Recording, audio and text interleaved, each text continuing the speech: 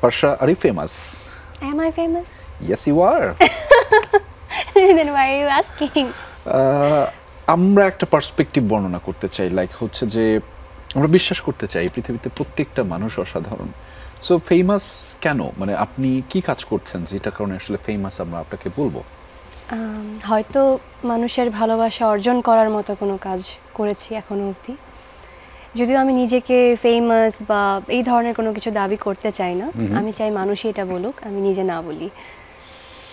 খুবই সহজ সাবলীল উত্তর। এবং পার্শা যেটা আসলে করেছে, খুব কম সময়ে এত সাহস নিয়ে যেই শব্দগুলো উচ্চারণ করার সুরে সুরে, সেটি অবশ্যই সাহসের কাজ এবং সেটি মানুষ মনে রেখেছে। পার্শা, ধন্যবাদ সেই কাজটার জন্য।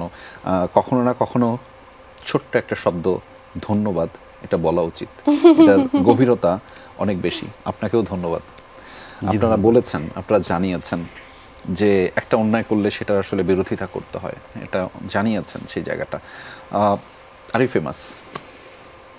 আমি যতখানি ফেমাস এমনিতে তার চেয়ে বেশি তো আপনাদের শোয়ের কারণে মনে হয়, স্পেশালি আপনার কারণে। আপনি যেই হারে যেভাবে হচ্ছে গিয়ে ইনভাইট করেন বা আড্ডা মারার জন্য ডাকেন, হ্যাঁ, তো মোটামুটি একটা হোমলি ব্যাপার হয়ে গেছে। যে হ্যাঁ, আমার তো মাঝে মধ্যে জিজ্ঞেস করতে ইচ্ছে যে আর ইউ ফেমাস?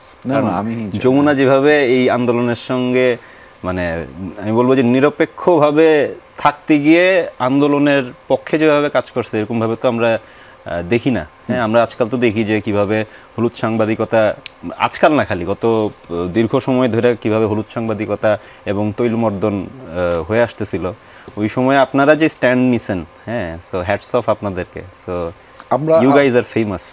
আমরা আমাদের মানুষের ভালোবাসা পেয়েছি, এটা অবশ্যই আশীর্বাদ, সেটাকে আমরা ক্যারি করতে চাই। তবে আমরা আসলে বস্তুনিষ্ঠতা যেটা, সেটা আসলে যমুনা সব সময় জানাতে চাই। সেটা সেই সময়টাতেও এই সময়টাতেও আসলে জানাতে চাই আলাদা করে। দর্শকদেরকে মানুষের সেই বস্তুনিষ্ঠ ব্যাপারগুলো জানা উচিত।